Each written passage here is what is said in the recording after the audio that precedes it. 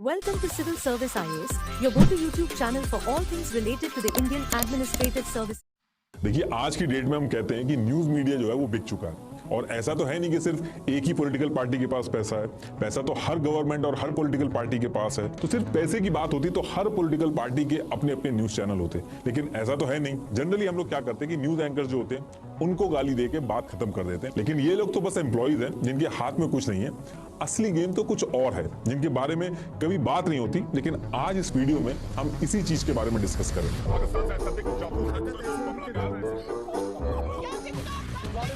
दरअसल मैं ये महसूस करने की, आपको महसूस कराने की कोशिश कर रहा हूँ।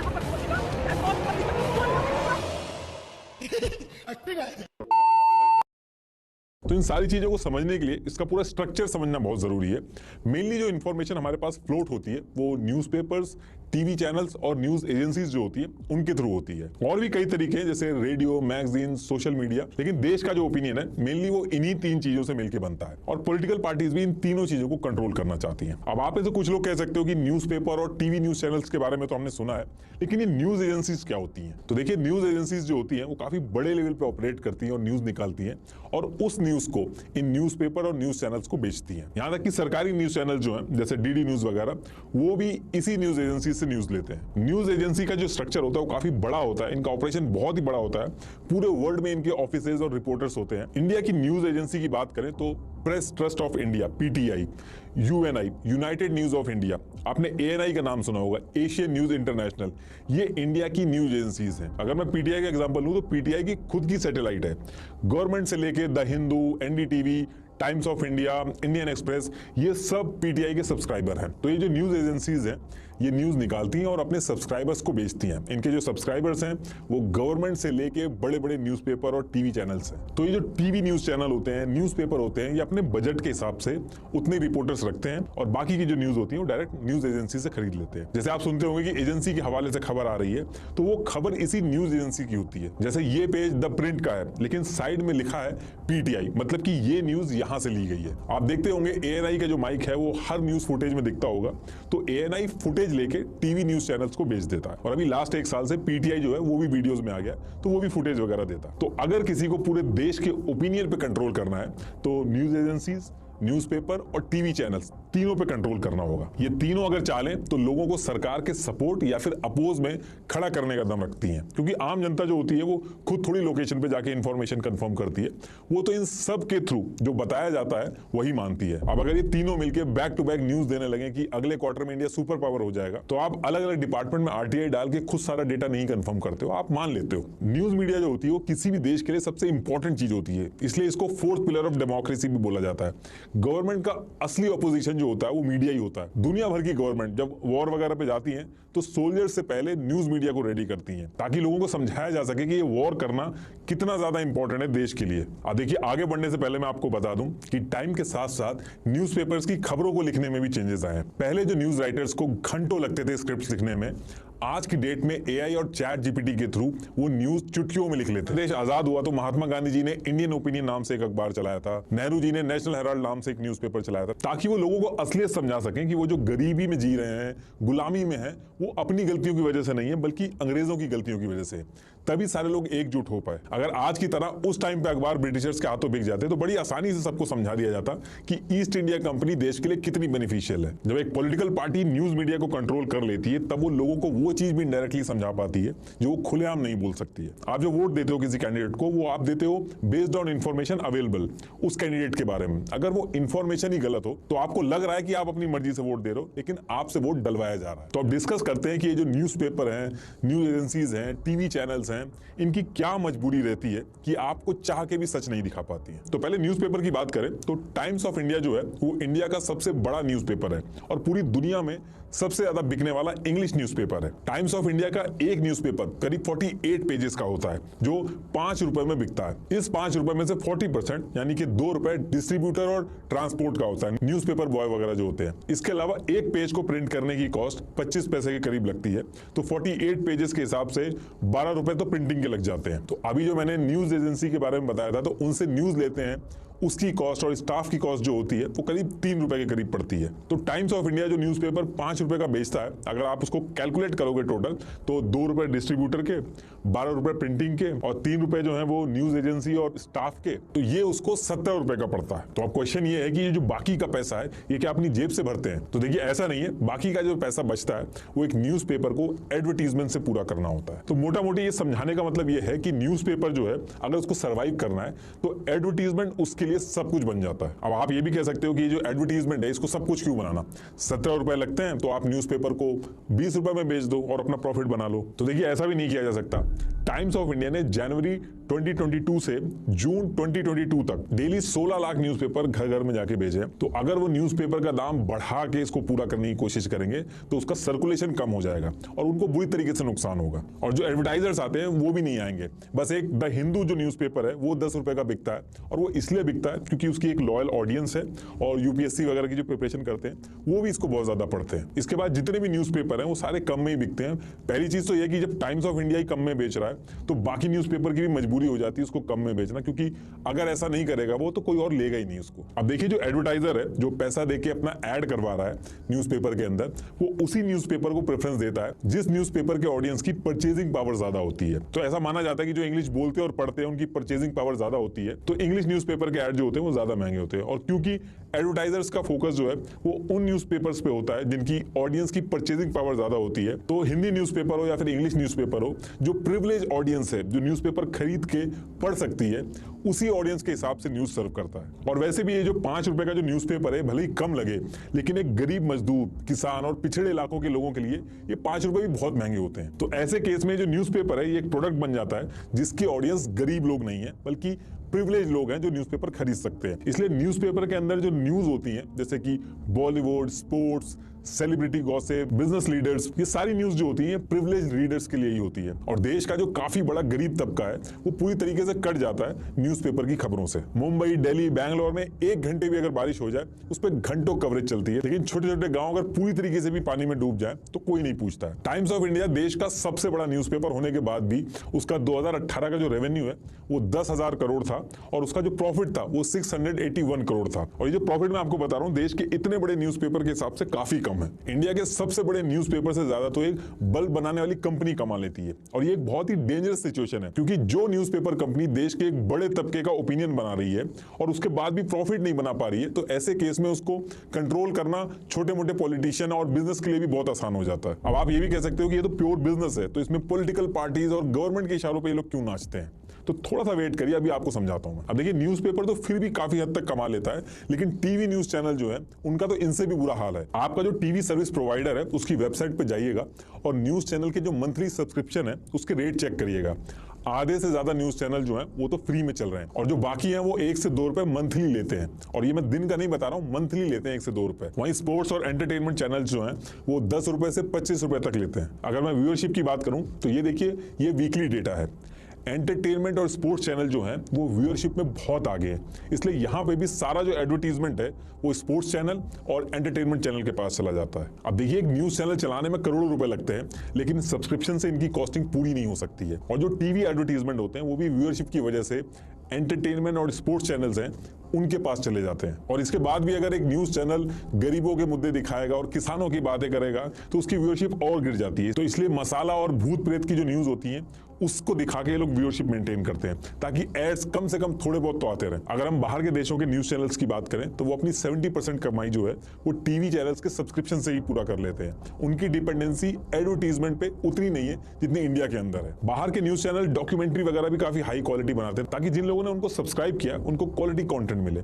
जो हाउस ऑफ कार्ड जो सीरीज है उसकी एक सीरीज की कॉस्ट 30 करोड़ रुपए है, वहीं बिग बॉस का एक एपिसोड 4 करोड़ के करीब बन जाता है और उससे ज्यादा व्यूअरशिप आती है बिग बॉस की। यूके के अंदर एक आदमी को टीवी चैनल देखने के लिए लाइसेंस लेना होता है, वो करीब होता है 159 पाउंड का, तो करीब 14,000 रुपए के लगभग पड़ता है। तो यूके के जो बीबीसी वगैरह हैं इनके पास इंडियन न्यूज चैनल के कंपैरेटिवली ज्यादा फंड्स होते हैं, इसलिए उनके कंटेंट की क्वालिटी भी ज्यादा होती है। तो देखिए अभी तक के डिस्कशन में आपको ये समझ में आ गया होगा कि न्यूज़पेपर हो या फिर टीवी चैनल्स, सबके सर्वाइवल के लिए एडवर्टीजमेंट कितना जरूरी है। और इंडिया के अंदर जो सबसे बड़ा एडवर्टाइजर है वो है सेंट्रल और स्टेट गवर्नमेंट। एक कंपनी के कंपैरेटिवली गवर्नमेंट के पास हजारों स्कीम्स, ऑफर्स, सेक्टर्स, डिपार्टमेंट और प्रोजेक्ट्स होते हैं प्रमोट करने के लिए। जैसे सरकारी बैंक जो होते हैं उनकी अलग अलग योजनाएं होती हैं, लाइफ इंश्योरेंस कॉर्पोरेशन, अलग अलग टूरिज्म बोर्ड्स, रेलवेज, सरकारी इंडस्ट्रियल्स, माइनिंग कंपनीज, बहुत सारे एडवर्टीजमेंट होते हैं जो कि सरकारी होते हैं और ये इनको करवाने होते हैं। और ध्यान रखिएगा, ये जो मैं एडवर्टीजमेंट की बात कर रहा हूँ ये गवर्नमेंट एडवर्टीजमेंट की बात कर रहा हूँ। जो पॉलिटिकल पार्टीज चुनाव के टाइम पे ऐड करती हैं वो अलग है इससे। हमने भले लास्ट लोकसभा इलेक्शन में 60,000 करोड़ से ज्यादा खर्च किए हों, भले हम पूरे वर्ल्ड में इलेक्शन में सबसे ज्यादा पैसा खर्च करते हो, लेकिन इन सबसे कहीं ज्यादा पैसा हमारी गवर्नमेंट को अपनी अलग अलग गवर्नमेंट स्कीम को लोगों तक पहुंचाने के लिए खर्चा करना होता है। तो इसलिए जब कोई पॉलिटिकल पार्टी जीत के पावर में आती है तो उसके हाथ में ये पावर होती है कि एडवर्टीजमेंट किसको देना है। तो मोटा मोटी आप इस तरीके से इसको समझ लीजिए कि गवर्नमेंट जो है वो इन newspaper, news agencies, TV channels की सबसे बड़ी कस्टमर है, यानी कि ग्राहक है। और ये हमेशा से चलता आया कि सेंट्रल गवर्नमेंट हो, पहले की गवर्नमेंट हो, स्टेट गवर्नमेंट हो, उनके अगेंस्ट में जब भी न्यूज मीडिया लिखता है तो उनके एडवर्टीजमेंट बंद हो जाते हैं। जैसे 2019 के इलेक्शन के टाइम पे जो द हिंदू न्यूज़पेपर था उसने रफाल डील में कई सारी इरेगुलरिटीज हुई थी, उसको लेके बीजेपी के अगेंस्ट में एक सीरीज चला दी थी। ऐसे ही टाइम्स ऑफ इंडिया ने एक सीरीज चलाई थी जिसमें उन्होंने लोकसभा इलेक्शंस के टाइम पे पीएम मोदी के मॉडल कोड ऑफ कंडक्ट को वॉयलेट करने पे खबरें चलाना स्टार्ट कर दी थी। और फिर जब 2019 में गवर्नमेंट जीत के आई तो times of India, the Hindu, economic times, the telegraph और एबीपी, जिसको आनंदा बाजार पत्रिका कहते हैं, ऐसे न्यूज़पेपर के एडवर्टीजमेंट बंद कर दिए थे। ये कहना था अधीर रंजन चौधरी का, जो कांग्रेस के लीडर थे। अधीर रंजन चौधरी ने लोकसभा में खड़े होकर बोला कि बीजेपी गवर्नमेंट ये जानबूझ के कर रही है, और ये भी बोला कि बीजेपी ने डीएवीपी जो डिपार्टमेंट है उसको बोल के एडवर्टीजमेंट बंद करा दिया क्योंकि इन्होंने बीजेपी के खिलाफ नेगेटिव रिपोर्टिंग करी थी। और उन्होंने ये भी कहा कि इसके बाद टाइम्स ऑफ इंडिया के एमडी विनीत जैन को मल्टीपल चक्कर लगाने पड़े पीओ में, तब जाके दोबारा से एडवर्टाइजमेंट मिला उन्हें। अब कांग्रेस के लीडर बीजेपी को तो बोल रहे थे, लेकिन जब वो खुद पावर में थे तो वो खुद भी यही कर रहे थे। कांग्रेस ने 2014 के इलेक्शन से 3 साल पहले 2048 करोड़ खर्च किए थे। इसमें से 1318 करोड़ प्रिंट मीडिया पे और 729 करोड़ टीवी पे खर्च किए थे। और जो कांग्रेस का भारत निर्माण कैंपेन था उस पर भी कांग्रेस ने 2010 से 2014 के बीच में 421 करोड़ खर्च किए थे। और ज्यादातर एड्स उनको ही मिले थे जो कांग्रेस गवर्नमेंट के अगेंस्ट में खुल के नहीं बात करते थे, थोड़े सॉफ्ट रहते थे कांग्रेस के लिए। आम आदमी पार्टी का भी वही हाल है। पंजाब के अंदर अजीत समाचार सबसे ज्यादा पढ़े जाने वाला अखबारों में से एक है। जब आम आदमी पार्टी ने पंजाब में अपने मैनिफेस्टो में लिखे हुए वादे पूरे नहीं किए तो उन अधूरे वादों की रिपोर्ट अजीत समाचार के एग्जीक्यूटिव एडिटर सतनाम सिंह मानक ने अपने न्यूज़पेपर में छापनी शुरू कर दी। तो जब उन्होंने ये सब स्टार्ट किया तो अभी यही 2023 के स्टार्टिंग में आम आदमी पार्टी ने ये जो न्यूज़पेपर है अजीत समाचार, इसके पहले डिस्प्ले ऐड बंद करवा दिए, फिर जो टेंडर वाले एड्स थे उनको बंद करवा दिया, और जो गवर्नमेंट के प्रेस नोटिस वगैरह आते थे जो सबको मिलते थे वो भी बंद करवा दिए। अब अजीत समाचार जो न्यूज़पेपर है उसको फाइनेंस मैनेज करने में बहुत दिक्कत आ रही है और आज की डेट तक इनके ऐड दोबारा से नहीं चालू किए गए। आम आदमी पार्टी ने सेम यही चीज पंजाबी ट्रिब्यून के साथ भी की थी, लेकिन वो जल्दी समझ में आ गया उनको, तो उनके ऐड जो थे वो शुरू कर दिए गए थे। लेकिन अजीत समाचार के एग्जीक्यूटिव एडिटर सतनाम सिंह जो है वो खुलेआम कह रहे हैं कि आम आदमी पार्टी के जिन मुद्दों पर हम रिपोर्ट कर रहे हैं उसको इनडायरेक्टली करने के लिए मना किया गया, और अगर हम ये करते रहेंगे तो हमें ऐड कभी नहीं मिलेंगे। ऐसे ही उत्तर प्रदेश का एग्जांपल लें तो अप्रैल 2020 और मार्च 2021 में एक साल के अंदर 160.31 करोड़ सिर्फ टीवी ऐड पे खर्च किए गए। इसमें सबसे ज्यादा जो पैसा था वो नेटवर्क 18 को मिला और मार्च 2022 के आसपास ये फंड मिला था। और उसके बाद से आप अगर रिपोर्टिंग देखोगे नेटवर्क 18 की, जिसमें अमीश देवन के आप अगर इंटरव्यू वगैरह देखोगे, रिपोर्टिंग देखोगे, तो ये सब आपको न्यूज करते हुए, रिपोर्टिंग करते हुए, इंटरव्यू लेते हुए अपने जो एडवर्टाइजर हैं उनके खिलाफ सॉफ्ट दिखेंगे। और इस पूरे खेल में जो दिल्ली की आम आदमी पार्टी है वो सबसे एक कदम आगे है। दिल्ली में आम आदमी पार्टी ने बायोडिकम्पोजर लॉन्च किया। इसको इंप्लीमेंट करने में 2020 से 2022 तक जो टोटल खर्चा आया था वो 68 लाख रुपीस आया था, और इन्होंने इस प्रोजेक्ट के एडवर्टीजमेंट में 23 करोड़ रुपए लगा दिए। अब देखिए जो गवर्नमेंट की स्कीम्स होती हैं इनके एड्स तो मिलते ही हैं न्यूज मीडिया को। इसके साथ साथ directorate of audio visual publicity DAVP जो सेंट्रल गवर्नमेंट चलाती है, और इंफॉर्मेशन पब्लिक रिलेशन डिपार्टमेंट जो स्टेट गवर्नमेंट चलाती है, इसके थ्रू भी गवर्नमेंट चाहे तो पैसा दे सकती है। जैसे 2018 में इंडिया में पब्लिक एडवर्टाइजिंग के नाम पे 7.8 बिलियन यूरो गवर्नमेंट ने खर्च किए। तो यही सारे रीजन है कि एक न्यूज मीडिया हो या न्यूज एजेंसी हो, न्यूज़पेपर हो, ये पूरी तरीके से इन एड्स पे डिपेंडेंट हो गए हैं। और इसीलिए जो अखबार पहले छप के बिकते थे वो आजकल बिकने के बाद छप रहे हैं। और यही नहीं, जब इलेक्शन पास में आने वाले होते हैं तो सारे न्यूज मीडिया वाले सही से रिपोर्टिंग करें। इसके लिए गवर्नमेंट एड्स के जो पैसे होते हैं उनको बढ़ा देती है। जैसे कंपनी के अंदर ईयरली अप्रेजल होता है बेस्ड ऑन परफॉर्मेंस, तो इलेक्शन टू इलेक्शन इनके भी अप्रेजल होते हैं डिपेंड ऑन कि किस तरीके का वो फेवर कर रहे हैं। जैसे 2019 का इलेक्शन जब पास आने वाला था तब प्रिंट मीडिया को जो गवर्नमेंट एड से पैसे मिलते थे उसको डायरेक्ट 25% बढ़ा दिया था, और उसके कुछ दिन बाद प्राइवेट टीवी चैनल जो थे उनके एडवर्टाइजिंग राइट जो थे उसको 11% बढ़ा दिया था। और एक्सपर्ट्स ये भी कह रहे हैं कि 2024 का जो इलेक्शन आने वाला है इससे पहले जो न्यूज एजेंसीज हैं, न्यूज चैनल्स हैं, इनके जो रेट्स हैं वो फिर से बढ़ाए जाएंगे। और ये जो मैं अभी आपको बता रहा हूँ ये तो गवर्नमेंट एड्स की बात कर रहा हूं मैं। जब इलेक्शंस पास में आने वाले होते हैं तो जो न्यूज मीडिया है उसके दोनों हाथ घी और मुंह कढ़ाई में होते हैं। ये जो अलग अलग इंडिविजुअल पार्टीज वगैरह होती हैं इनके झंडे टोपी ये सब दिखाने के लिए अलग से पैसे मिलते हैं। Broadcast audience research council BARC, इसका एक डेटा है जिसमें कांग्रेस और बीजेपी एड्स पर पैसे खर्च करने में टॉप 10 में है, और बीजेपी कांग्रेस से भी आगे है। बीजेपी ने 12 नवंबर 2018 से 16 नवंबर 2018 तक 22,099 टाइम्स टीवी पे ऐड चलाए, जो पूरे इंडिया का जो सेकंड लार्जेस्ट एडवर्टाइजर है उससे भी डबल था। ये चार्ट भी देख लीजिए लैंग्वेज वाइज टीवी चैनल्स को कैसे पैसे बांटे जाते हैं। शुरू में मैंने न्यूज एजेंसीज के बारे में बात किया था जो इतनी पावरफुल होती है कि इनके खुद के सैटेलाइट्स वगैरह होते हैं, गवर्नमेंट एड पे इनकी भी डिपेंडेंसी होती है। आपको एक एग्जांपल समझाता हूं। जैसे PTI इंडिया की सबसे बड़ी न्यूज एजेंसी है, इसने 2020 में गलवान वाला जो इशू चल रहा था इसने चाइनीज एम्बेसडर का इंटरव्यू लिया इंडिया के अंदर ही। अब देखिए जो चाइनीज एम्बेसडर है वो चाइना का ही महिमा मंडन करेगा और इंडिया की कमियां गिनवाएगा, तो उसने वैसे ही किया। लेकिन PTI जो इंटरव्यू ले रहा था उसने हार्ड हिटिंग क्वेश्चंस नहीं पूछे। अगर आप वो इंटरव्यू देखोगे तो इधर से PTI वाले कुछ काउंटर ही नहीं कर पा रहे थे, खाली 3 बेसिक क्वेश्चन पूछे उन्होंने और साफ लग रहा था जैसे पहले से ही वो क्वेश्चंस डिसाइडेड हो। और जो चाइनीज एम्बेसडर था वो बैक टू बैक कमी निकाल रहा था इंडियन गवर्नमेंट की और इंडिया की बुराई कर रहा था। अब इसका जो नुकसान था वो गवर्नमेंट का हुआ। एक तरफ गवर्नमेंट कह रही है कि 1 इंच जमीन भी हमने नहीं दी है अपनी, हमारी कोई गलती नहीं है, और उधर चाइनीज एम्बेसडर इतने बड़ी न्यूज एजेंसी PTI बहुत बड़ी न्यूज एजेंसी है उसके सामने इंडियन गवर्नमेंट की बुराई कर रहा है। गवर्नमेंट को यह बात अच्छी नहीं लगी। उनका कहना था कि चाइना जो है वो तो इंडियन एम्बेसडर को कभी अलाउ नहीं करता इंटरव्यू के लिए, और PTI की वजह से देश की जो इमेज है वो खराब हुई है। तो अब इसके बाद हुआ क्या, देखिए PTI का जो मेन कस्टमर है वो है पराशर भारती। पराशर भारती जो है उससे इतना पैसा लेती है, RTI एक डाली गई थी तो उसमें पता चला था कि इतना पैसा लेती है, ये उस RTI की कॉपी है। तो इसके बाद पराशर भारती ने लेटर लिखा PTI से और कहा कि जो आप कर रहे हो इसके बाद हमें अपने रिलेशन जो है वो रीइवैल्यूएट करने होंगे। और इस इंसिडेंट के बाद आप अगर देखोगे तो जो बाकी की न्यूज एजेंसीज हैं जैसे ANI वगैरह है इनको इंपॉर्टेंस ज्यादा मिलने लगी। सारे मिनिस्टर्स के जो इंटरव्यू हैं वो ANI पे मिलने लगे। तो इस तरह से गवर्नमेंट इनको हैंडल करती है। देखिए न्यूज चैनल्स को सर्वाइव करने के लिए काफी कुछ करना होता है, और मान लीजिए आप पढ़ाई करके एक न्यूज चैनल को ज्वाइन करते हैं और कहते हैं कि हम सच्चाई का आईना दिखाएंगे, हम ये सब रिपोर्टिंग नहीं करेंगे, तो दूसरे ही दिन आपको हटा के किसी और को जगह दे दी जाएगी। और बाकी कहीं भी अगर आप जॉब करेंगे तो बाकी न्यूज चैनल के साथ भी तो वही है, तो आपका जो करियर है वही दाव पे लग जाएगा। और जो न्यूज चैनल रूलिंग गवर्नमेंट के अगेंस्ट में ज्यादा रहते हैं तो प्राइवेट कंपनीज जो है वो भी बचती है उनको ऐड देने के लिए, ताकि जो रूलिंग गवर्नमेंट है उससे उनकी बात ना खराब हो जाए। अच्छा, ये जो एडवर्टीजमेंट का पूरा गेम है इसमें कभी कभी ऐसा भी होता है कि गवर्नमेंट को उल्टा चूना भी लग जाता है। ये जो अलग अलग पार्टियों के कार्यकर्ता वगैरह होते हैं जो अपनी प्रोफाइलों में समाज सेवक वगैरह लिख के घूमते हैं, तो ऐसा भी केस हुआ है कि कुछ सिचुएशन में कार्यकर्ता अपनी पार्टियों को भी धोखा दे देते हैं पैसा बनाने के लिए। 2015 में directorate of advertising and visual publicity DAVP ने एक ऐसे ही रैंडम इंक्वायरी की कि जो गवर्नमेंट पैसा देके ऐड करवा रही है ये किसको किसको जा रहा है उसको चेक करने की कोशिश की। उन्होंने लाइन से एडवर्टाइजिंग लिस्ट जो थी उस पर नंबर मिलाना चालू किया, तो कोई नंबर तो लॉन्ड्री शॉप का निकला, कोई कॉल सेंटर का निकला। एक्चुअल में न्यूज़पेपर जो थे वो एग्जिस्ट ही नहीं करते थे, लेकिन गवर्नमेंट से ऐड के पैसे लेके ये जो समाज सेवक थे ये समाज भक्षक का काम कर रहे थे। अब देखिए होता क्या है कि अगर ऐड के पैसे से भी कुछ न्यूज एजेंसीज या न्यूज़पेपर कंट्रोल में नहीं होते हैं तो फिर गवर्नमेंट यूज करती है SLAP स्लैप स्ट्रैटेजी, यानी कि strategic law suits against public participation.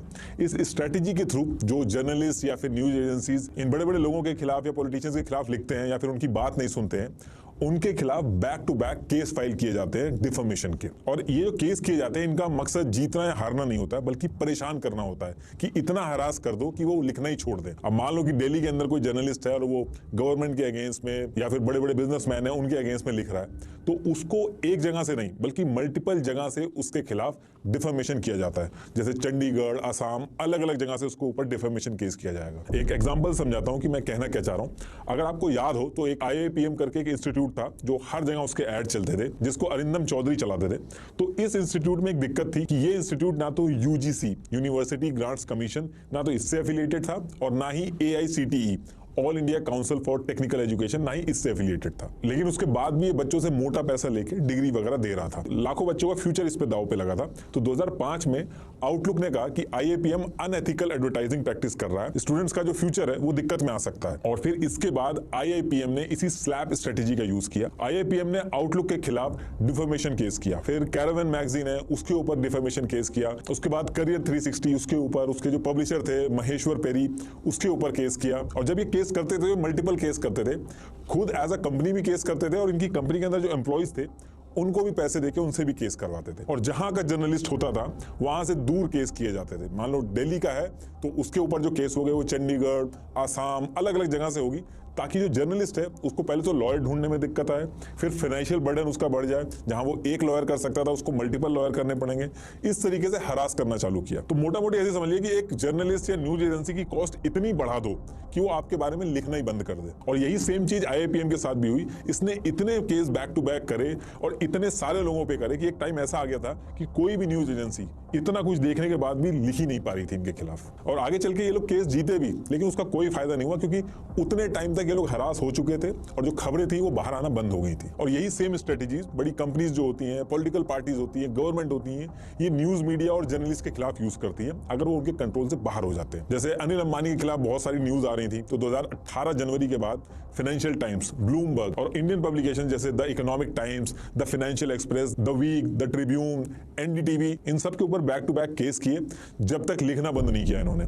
इसमें अडानी जी भी पीछे नहीं है, उन्होंने भी 2017 में इकोनॉमिक और पॉलिटिकल वीकली के ऊपर डिफेमेशन केस किया। अडानी पावर राजस्थान लिमिटेड ने न्यूज क्लिक वेबसाइट जो है उसके ऊपर केस किया। 3 अगस्त 2021 को Adani port and special economic zone limited ने अहमदाबाद कोर्ट में इकोनॉमिक टाइम्स के ऊपर केस कर दिए। कई ऐसे फ्रीलांस जर्नलिस्ट भी थे जैसे रवि नायर वगैरह, 19 अगस्त 2021 को उनके ऊपर भी डिफेमेशन केस कर दिए। और फिर ये ट्रेंड ऐसा चलता है कि जब तक केस होते हैं जब तक लिखना बंद ना हो जाए। और ये केस भी तभी बंद हुए जब लिखना बंद हो गया। और जब ये लोग केस करते हैं, चाहे बड़ा पॉलिटिशियन या बड़ा बिजनेसमैन, तो ये लोग बहुत ही बड़ा अमाउंट का केस करते हैं, जैसे 10,000 करोड़ का मानहानि का दावा। अब रूल ये कहता है कि जितने का आप केस करोगे उसका 1% आपको कोर्ट के अंदर जमा कराना पड़ेगा। मान लो आप 10,000 करोड़ का डिफेमेशन केस कर रहे हो तो आपको 100 करोड़ जो है वो कोर्ट के अंदर जमा करना पड़ेगा। इन केस वो आप केस हारते हो तो आपको देना पड़ेगा। अब केस आप जीतोगे आगे या नहीं जीतोगे ये तो किसी को नहीं पता, तो इतना अमाउंट तो कोई रिस्क पे डाल नहीं सकता। और जो इनकी इंटेंशन है वो भी केस जीतने हारने की नहीं है, इनकी जो इंटेंशन है वो परेशान करने की, इतना परेशान करो कि लिखना बंद हो जाए। तो इसका भी इन्होंने एक तोड़ निकाल रखा है कि जितने भी डिफेमेशन के केस ये लोग करते हैं सब गुजरात के अंदर से करते हैं, क्योंकि पूरे इंडिया में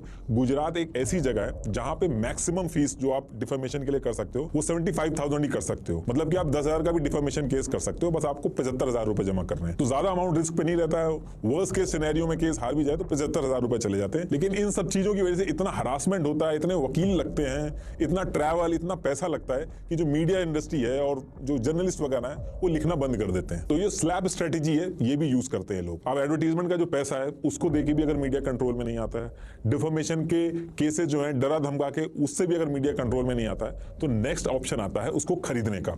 मीडिया कंसोलिडेशन के बारे में आप एक सर्च मारिएगा तो आपको पता चलेगा।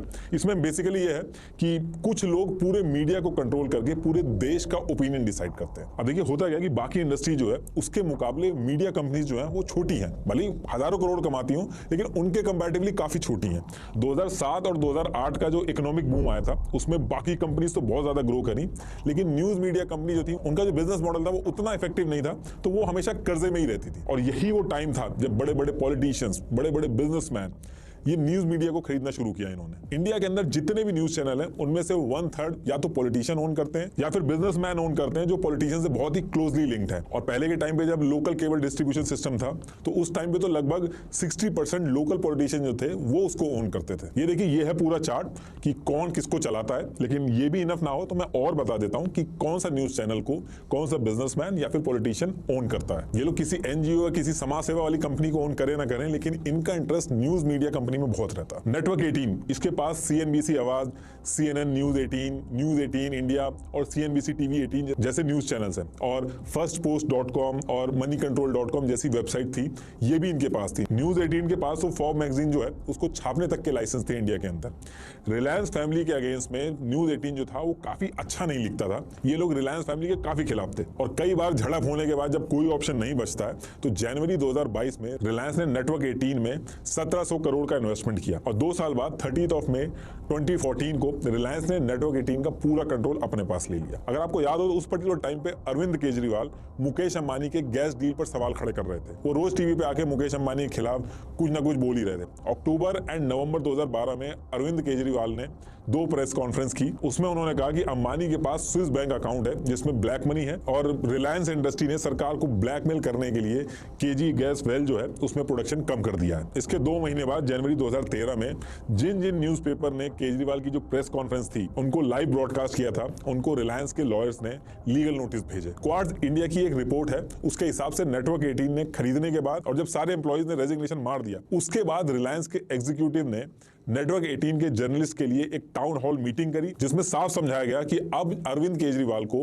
न्यूज मीडिया के अंदर दिखाने की कोई जरूरत नहीं है। इसी तरह जो बाकी चैनल्स हैं उनमें भी बड़े बड़े कॉर्पोरेट हाउसेस का पैसा लगा है। तो ये तो मैंने एक एग्जांपल के लिए बताया। इसी तरीके से बाकी जो न्यूज चैनल है उसमें भी बड़े बड़े कॉर्पोरेट हाउसेस का पैसा लगा है, जैसे कि इंडिया टुडे ग्रुप जो है जिसमें आज तक, इंडिया टुडे, ललन टॉप और न्यूज तक जैसे चैनल्स हैं, इसका 23.6% हिस्सा कुमार मंगलम बिरला और उनकी फैमिली ओन करती है। इसी तरीके से एशिया नेट न्यूज जो है उसको राजीव चंद्रशेखर ओन करते हैं जो बीजेपी से एसोसिएटेड है और अभी सेंट्रल गवर्नमेंट में ministry of state of skill development and entrepreneurship and electronics and information technology के मिनिस्टर। इन्होंने रिपब्लिक टीवी में भी शुरू में इन्वेस्ट किया था और डायरेक्टर भी थे, हालांकि अभी इन्होंने छोड़ दिया। जो लोग मत है उसको दारदा फैमिली के विजय दारदा जो 3 बार कांग्रेस पार्टी की तरफ से एमपी भी बने हैं वो ओन करते हैं। ऐसे पंजाब में जो अकाली दल के प्रमुख हैं सुखबीर सिंह बादल और उनकी फैमिली पीटीसी न्यूज नेटवर्क को ओन करती है। इसके अलावा यही family cable TV distribution network को भी ओन करती है। पंजाब में तो ये केस और भी इंटरेस्टिंग हो गया क्योंकि जिस चैनल को सीएम के बेटे ओन करते थे उसी चैनल को पंजाब की जो गवर्नमेंट थी वो सरकारी एड भी देती थी और वो भी तब जब वो चैनल बिल्कुल जस्ट लॉन्च हुआ था। उसकी व्यूअरशिप वगैरह क्या है उसका कुछ पता नहीं था,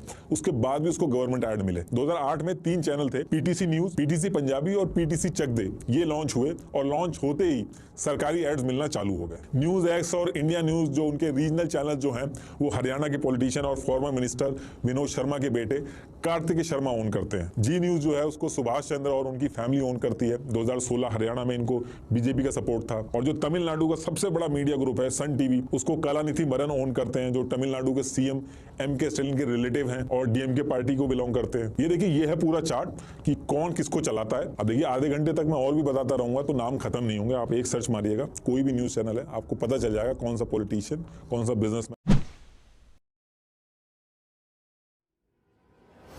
By subscribing to our channel, you'll gain access to a wealth of engaging videos that aim to educate and inspire.